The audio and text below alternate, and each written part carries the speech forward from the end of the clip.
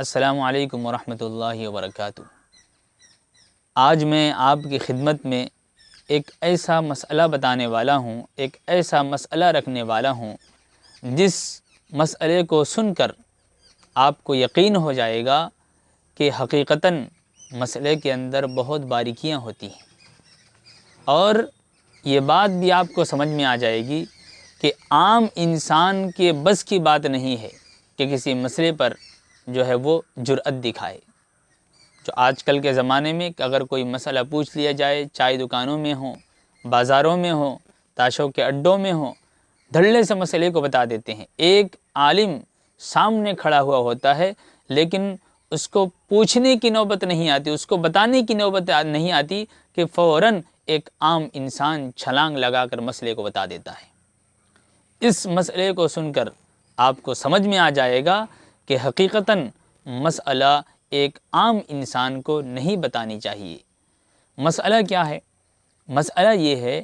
کہ ایک مشہور مسئلہ جو آپ حضرات جانتے ہیں، وہ مسئلہ کیا ہے کہ اگر کوئی بھولے سے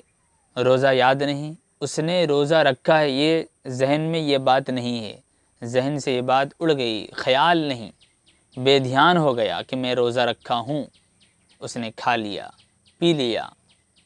اس کے بعد اس کو یاد آ رہی ہے کہ ارے میرا تو روزہ تھا، تو اس سلسلے میں ہر خاص و عوام کو معلوم ہے کہ روزہ نہیں ٹوٹے گا، روزہ ہو جائے گا۔ لیکن جو شکل میں بتانے والا ہوں وہ اسی سے ملتی جلتی شکل ہے، لیکن حکم اس سے الگ ہے۔ وہ شکل کیا ہے کہ ایک آدمی وضو کرنے کے لیے بیٹھا یا منہ دھونے کے لیے بیٹھا، اب منہ دھوتے دھوتے، کلی کرتے کرتے، ناک میں پانی ڈالتے ڈالتے اچانک وہ پانی غلطی سے اندر کو چلا گیا۔ اب اس صورت میں اس کا روزہ ہو گیا نہیں؟ تو ایک عام آدمی سوچے گا کہ بھائی جب بھولے سے کھا لیے، پی لیے، روزہ ہو گیا تو اس میں بھی روزہ ہو جانا چاہیے۔ حالانکہ مسئلہ اس طرح نہیں ہے۔ مسئلہ کیا ہے؟ مسئلہ یہ ہے کہ آپ وضو کر رہے ہیں، آپ منہ کو صاف کر رہے ہیں، اس وقت آپ کے دھیان میں ہے کہ مجھے پانی اندر نہیں لے جانا ہے کیونکہ میرا روزہ ہے، یہ دھیان میں ہے۔ اس دھیان میں رہتے ہوئے آپ کا پانی اندر کو چلا گیا، یعنی بچاتے بچاتے پانی اندر کو چلا گیا، چاہے ناک کے راستے سے ہو، چاہے منہ کے راستے سے ہو۔ آپ کو معلوم ہے کہ میرا روزہ ہے، مجھے اندر کو پانی نہیں لے جانا ہے، پھر بھی بچاتے بچاتے اندر کو پانی غلطی سے چلا گیا، تو اس صورت میں کتابوں میں لکھا ہے کہ آپ کا روزہ نہیں ہوگا۔ لیکن اگر آپ کو یہ دھیان میں نہیں ہے کہ میرا روزہ ہے، آپ جس وقت منہ دھونے کے لیے بیٹھے ہیں، کلی کرنے کے لیے بیٹھے ہیں، آپ کے ذہن میں یہ بات نہیں ہے کہ میرا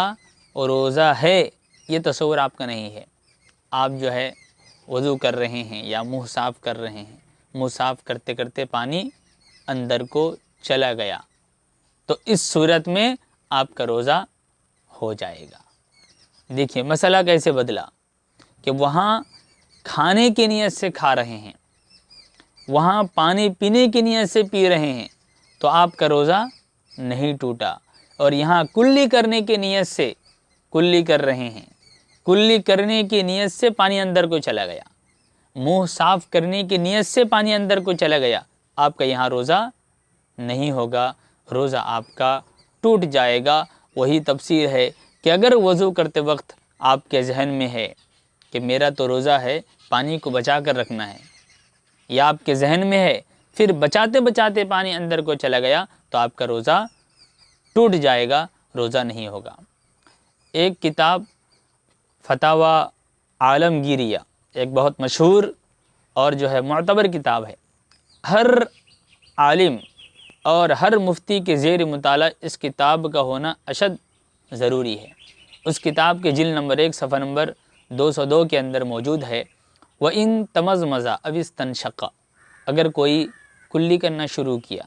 یا وضو کر رہا تھا، ناک میں پانی ڈالنا شروع کیا، وَإِن تَمَزْمَزَ أَوِ اسْتَنْشَقَ، کلی کیا، ناک میں پانی ڈالا،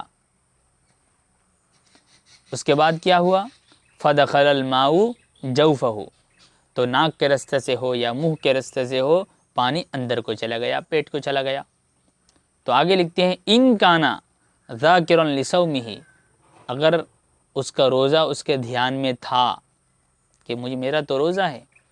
مجھے تو حلق کے نیچے پانی نہیں لے جانا ہے، میرا روزہ ہے۔ ان کانا ذاکرا لصومہ، اگر اس کا روزہ اس کو یاد تھا تو فسد صومہ، تو اس کا روزہ فاسد یعنی روزہ ختم ہو جائے گا۔ علیہ القضا، ایک روزے کے بدلے میں ایک قضا روزہ رکھے گا۔